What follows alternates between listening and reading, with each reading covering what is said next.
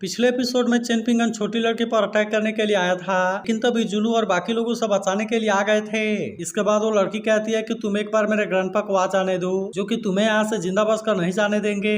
लेकिन अब हम देखते हैं कि चेन पिंगन अटैक करने की बिल्कुल भी कोशिश नहीं करता और वो तुरंत अपनी जान बचाकर यहाँ से भाग जाता है और वो तुरंत यहाँ से स्माइल करते हुए भाग जाता है। लेकिन तभी कुछ देर के बाद हम देखता है कि लाओजी वापस आ गया था और फिर वो लीमा पर गुस्सा होते हुए कहता है कि तुम जल्दी से बाहर आओ। जिसके बाद हम देखता है कि लीमा की हालत पूरी तरह से खराब हो गई थी और वो इसके सामने तुरंत ही माफी मांगने लगता है। तभी वो लड़की उधर से कहती है कि ली फैमिली तो किसी काम की नहीं है, लेकिन इसके बाद भी आपने इन पर यकीन कैसे कर लिया। तब इस पर लाओजी कहता है कि हाँ, मुझसे भी इसमें गलती हो गई और फिर हम देखता है कि वो लीमा को सजा देने के लिए रेडी हो गया था। जिस पर लीमा कहता है कि हाँ, इसमें मेरे ली फैमिली की पूरी तरह से गलती है, लेकिन फिर भी जो लड़का यहाँ पर आया था वो कोई प्रैक्टिशनर नहीं था। तभी वो लड़की कहती है मुझे भी ऐसा लगता है कि वो मुझे मारने के लिए नहीं आया था, लेकिन फिर भी आखिरकार इस बात की क्या गारंटी है। तब इस पर लीमा कहता है कि हम अपने लोगों को और ज्यादा बढ़ा देंगे और इसीलिए अब इसमें ऐसी कोई भी गलती नहीं होगी। जिसके बाद हम लगता है कि लाओजी इसे छोड़ देता है और फिर इनसे पूछता है कि क्या वो लड़का पतला था। जिस पर जुलू कहती है कि हाँ, वो पतला सा था, लेकिन लाओजी समझ जाता है कि ये कोई और नहीं बल्कि चेन पिंगन है। इसीलिए हम देखता है कि वो इस बात से काफी गुस्सा हो गया था और कहता है कि यहाँ पर आने की उसकी हिम्मत कैसे हो गई। फिर वो लीमा से कहता है कि तुम अपने मैन पावर को बढ़ा लो, क्योंकि मैं कुछ टाइम के लिए यहाँ से जाने वाला हूँ। तब हम देखता है कि लीमा भी तुरंत इसके लिए मान गया था और कहता है कि अब तो हमारे एंसेस्टर भी माउंटेन से बाहर आने वाले हैं और अब इसीलिए हम इसको कुछ भी नहीं होने देंगे। तभी लाओजी कहता है कि फेंगलाई गार्डन यहाँ पर कुछ करने की कोशिश कर रहा है और इसीलिए कहीं ऐसा तो नहीं कि इसके पीछे सोंग चिंगजिन का कोई प्लान है। लेकिन अभी भी हम देखता है कि लाओजी को किसी और चीज के बारे में कोई चिंता नहीं होती और फिर वो चेन पिंगन को मारने के लिए भी निकल जाता है। अब इसके कुछ देर के बाद हम देखता है कि लाओजी सीधे चेन पिंगन के घर के सामने आ गया था और कहता है कि वो यह सब जरूर ही बदला लेने के लिए कर रहा होगा। फिर हम देखता है कि वो मेन गेट को ओपन करके अंदर आने लगता है, जहाँ वो इसका घर का कंडीशन को देख कहता है कि ये तो उतना सही नहीं है, लेकिन बड़े अफसोस की बात है कि तुम बहुत जल्द मरने वाले हो। तभी इसी बीच हम देखता है कि चेन पिंगन अपने तीर का यूज करके इस पर अटैक करता है, लेकिन लाओजी ने इसे बहुत ही आसानी से रोक लिया था और अब इसीलिए चेन पिंगन अपनी जान बचाने के लिए वहाँ से भागने लगता है। लेकिन हम देखता है कि लाओजी इसे इतना आसानी से भागने देने वाला नहीं था, इसीलिए वो बहुत ही आसानी से इसके सामने आकर इसे घेर लेता है और फिर हम देखता है कि वो इसे सबक सिखाने के लिए भी रेडी हो गया था। फिर वो कहता है कि मैं तुमसे केवल एक सवाल पूछना चाहता हूँ और इसीलिए तुम बताओ कि कैसा मरना चाहते हो। लेकिन वही चेन पिंगन अच्छे से जानता था कि वो इसके सामने कुछ भी नहीं कर सकता, इसीलिए हम देखता है कि वो यहाँ पर कोई भी टाइम वेस्ट नहीं करता और तुरंत अपनी जान बचाने के लिए वहाँ से भागने लगता है। लेकिन वही उधर हम देखता है कि लाओजी भी इस पर काफी गुस्सा हो गया था, इसीलिए वो अपने पावर का यूज करके इसका पीछा करना शुरू कर देता है और फिर हम देखता है कि वो इसे मारने की भी कोशिश करता है। लेकिन अभी भी हम देखता है कि चेन पिंगन इतना आसानी से हार मानने वाला नहीं होता, बल्कि वो इसका हर एक अटैक से अपने आप को बचाने लगता है और हम देखता है कि लाओजी का एक भी अटैक इसका कुछ नहीं कर पाता। मगर अभी भी हम देखता है कि लाओजी इसे छोड़ने वाला नहीं होता और वो अपने पावर का यूज करके फिर से इस पर अटैक करने की कोशिश करता है। लेकिन अभी भी हम देखता है कि चेन पिंगन ने अपने आप को सारे अटैक से बचा लिया था और फिर वो अपने तीर से इस पर अटैक करते हुए यहाँ से भागने लगता है। लेकिन अभी भी हम देखता है कि लाओजी ने अपने आप को बहुत आसानी से बचा लिया था और फिर वो तुरंत एक पॉट का यूज करके चेन पिंगन पर अटैक कर देता है। लेकिन अभी भी हम देखता है कि चेन पिंगन अपने आप को बचा लेता है और इसीलिए लाओजी इसका कुछ भी नहीं कर पाता। लेकिन तभी हम देखता है कि चेन पिंगन ने एक रस्सी का यूज करके इसे नीचे गिरा दिया था। जिसके बाद हम देखता है कि जिसिन और चोंगजिन दूर से इसे देख रहे थे, जहाँ चेंगजिन कहता है कि ये तो अभी भी इसे नहीं पकड़ पाया और ऐसा लगता है कि ये थोड़ा सा अनलकी है। लेकिन इस पर जिसिन कहता है शायद आपको नहीं पता कि एक्शन कैसे लेना चाहिए। जिसके बाद चेंगजिन कहता है कि मैं भी इसके बारे में जानने के लिए एक्साइटेड हूँ और मैं भी देखना चाहता हूँ कि आखिरकार वो लाओजी का सामना कैसा करता है। वहीं उधर हम देखता है कि चेन पिंगन फिर से लाओजी के सामने आकर खड़ा हो गया था, जिसे देख लाओजी कहता है कि तुमने तो मुझे बहुत सारा सरप्राइज दे दिया।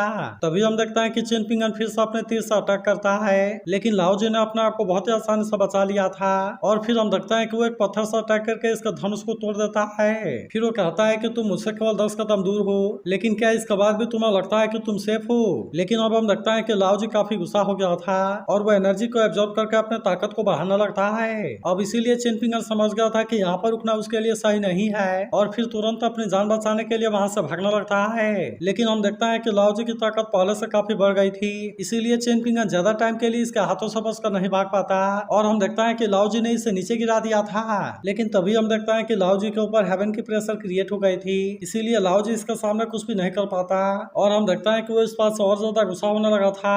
मगर वहीं उधर हम देखता है कि चेंगजिन भी ये सारी चीजें देख रहा था, जो कहने लगता है कि लाओजी ने जबरदस्ती अपने मैजिकल पावर का यूज किया और इसीलिए हेवन की प्रेशर इस पर क्रिएट हो गई। तभी जिसिन उससे पूछता है कि अब इसका नतीजा क्या होगा, जिसके बाद चेंजिन बताता है कि इसकी लाइफ 10 साल कम हो जाएगी और सबसे जरूरी बात यह है कि हजारों सालों की कल्टीवेशन केवल एक झटके में बर्बाद हो सकती है। वहीं लाओजी कहने लगता है कि हेवन मेरे लाइफ स्पैन को छोटा करना चाहता है और इसीलिए ऐसा लगता है कि हेवन का सप्रेशन सच में काफी पावरफुल है। लेकिन वही उदाहरण देखता है कि चेनपिंगन इतना आसानी से हार मानने वाला नहीं होता, क्योंकि वो जैसे ही बाहर आता है हम देखता है कि वो फिर से लाओजी को बुली करने लगा था। तब इसका वजह से हम देखता है कि लाओजी इस पर और ज्यादा गुस्सा होने लगता है, जबकि वही चेनपिंगन अभी भी इससे परेशान करना बंद नहीं करता। तभी चेंगजिन कहता है कि मुझे इसके बारे में थोड़ा सा समझ आने लगा है और इसीलिए सच में ऐसे ओपोनेंट का सामना करना काफी मुश्किल है। लेकिन तभी हमें यहाँ पर एक और लड़के को भी आते हुए देखते हैं, इसीलिए चेंगजिन समझ जाता है कि यहाँ पर तो बैकअप प्लान भी है और वो ये भी जान जाता है कि यह कोई ऑर्डिनरी आदमी नहीं है। अब इसीलिए वो कहता है कि ये तो सच में काफी इंटरेस्टिंग है और चलो देखता है कि क्या चेनपिंगन फिर से लाओजी को फंसा पाता है। वहीं चेनपिंगन कहने लगता है कि मैंने पोर्सेलियन आर्मर पहना हुआ था इसलिए बच गया, नहीं तो अभी जो हुआ था मैं इसमें बहुत बुरा तरीके से इंजर्ड हो गया होता। तभी लाओजी कहता है कि अगर तुमने आर्मर पहना है तो क्या हुआ, लेकिन फिर भी आज तुम यहाँ पर जरूर मरोगे। लेकिन वही उदाहरण देखता है कि चेनपिंगन अपनी जान बचाकर भागने के लिए रेडी हो गया था और कहता है कि मुझे इसमें और ज्यादा केयरफुल होना पड़ेगा। लेकिन तभी हम देखता है कि लाओजी फिर से इसका पीछा करना शुरू कर देता है, जबकि वहीं हम देखता है कि वो लड़का भी लाओजी को फॉलो करने के लिए रेडी हो गया था ताकि उसे जैसे ही सही चांस मिले वो लाओजी के ऊपर अटैक कर सके। फिर हम देखता है कि लाओजी एक जगह पर आ गया था जहाँ फॉग होने की वजह से उसे ज्यादा साफ दिखाई नहीं देता। तभी अचानक से चेनपिंगन अपने गुल्ले से इसे पत्थर मारता है, जिसे देख लाओजी ने वैसे तो इसे रोक लिया था, लेकिन तभी हम देखता है कि अचानक से बहुत सारे पत्थर से इस पर अटैक होने लगते हैं और अब इसीलिए लाओजी फिर से अपना पावर का यूज करके इसे रोकता है। लेकिन अब हम देखता है कि लाओजी इस बात से काफी गुस्सा हो गया था, इसीलिए वो फिर से एनर्जी को एब्जॉर्ब करने लगता है ताकि वो अपने ताकत को और ज्यादा बढ़ा सके। लेकिन वही उदाहरण देखता है कि चेनपिंगन भी इसमें फंस गया था, इसीलिए वो कहता है कि मैं इसमें अब ज्यादा कुछ नहीं कर सकता और अब इसीलिए इसकी सारी जिम्मेदारी इनिंग के ऊपर है। फिर हम देखता है कि लाओजी अपने पावर से इसे अपने पास में लेकर आ गया था जहाँ पर कि वो इस पर अटैक करने के लिए जाने लगता है। तब इसे देख चेनपिंगन अपने गुले से अटैक करने की कोशिश करता है, लेकिन अब असल में इसके ऊपर इसका कोई असर नहीं होता। अब इसका वजह से हम देखता है कि चेनपिंगन इसके सामने बहुत बुरे तरीके से फंस गया था और लाओजी इसे मारने के लिए उसके पीछे जाने लगता है। लेकिन वही उदाहरण देखता है कि उस लड़के ने भी अपने सिर से कोई तलवार निकाल लिया था और अब वो लाओजी पर अटैक करने के लिए रेडी हो जाता है। लेकिन फिर भी हम देखता है कि लाओजी ने अपने पावर से अटैक करके इसे दूर फेंक दिया था और फिर वो कहता है कि तुम तो फेंगले गार्डन के निकम्मे हो, लेकिन क्या इसके बाद भी तुम पीछे से मेरे ऊपर अटैक करना चाहते हो। लेकिन तभी हम देखता है कि चेनपिंगन एक ऊंचे जगह पर चला गया था और फिर वो जैसे ही वहां से अपने सिग्नल को छोड़ता है हम देखता है कि निंग ने ली फैमिली के मेंशन में आग लगा दिया था। अब इसका वजह से लाओजी को लड़की के बारे में चिंता होने लगती है, इसीलिए हम देखता है कि अब वो चेनपिंगन का पीछा नहीं करता और वो सीधा लड़की को बचाने के लिए वहां पर जाने लगा था। मगर हम देखता है कि चेनपिंगन अभी भी यहीं पर था और वो यहीं पर छुपकर सारे नजारे को देख रहा था। वहीं उधर हम देखता है कि निंग ने पूरे ली मेंशन में आग लगा दिया था और वहीं चेंगजिन भी सामने से इसे देख रहा था। फिर हमें पता चलता है कि चेनपिंगन ने पहले से इसके बारे में प्लानिंग की थी, क्योंकि अगर वे ली मेंशन में आग लगाने में कामयाब हो गए तब इस तरह से माउंटेन के बैटलफील्ड में जा पाना इनके लिए आसान हो जाएगा और इस तरह से वो लाओजी को और ज्यादा पावर का यूज करने के लिए मजबूर कर सकते हैं। इसीलिए चेनपिंगन को यकीन होता है कि उसके बाद वो आदमी इनकी हेल्प जरूर करेगा। तब इस पर निंग ने पूछा था कि अगर उसने कोई एक्शन नहीं लिया तो फिर क्या होगा, लेकिन हम देखता है कि चेनपिंगन को अपने प्लान के ऊपर पूरा यकीन था और इसीलिए निंग भी इसके लिए मान गई होती है। मगर वहीं उधर हम देखता है कि लाओजी यहाँ पर आने लगा था, जिससे देख चेंगजिन कहता है कि मैंने अपना माइंड चेंज कर लिया, क्योंकि लाओजी तो मुझे सीरियस तरीके से सुपरवाइजर के रूप में नहीं ले रहा है और इसीलिए ऐसा लगता है कि मुझे इसके बारे में कुछ करना होगा।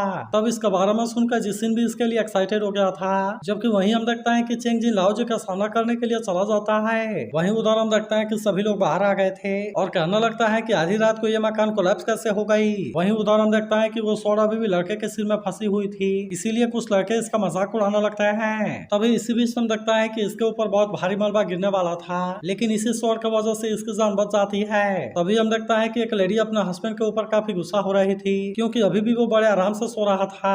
तभी हम देखता है कि वो लड़का इसे कॉइन देता है और कहता है कि तुम्हें इतना एरोगेंट नहीं होना चाहिए। लेकिन हम देखता है कि वो लेडी इसके ऊपर गुस्सा होने लगती है और कहती है कि आखिरकार तुम कौन हो, क्योंकि मैंने तो तुम्हें कभी भी नहीं देखा।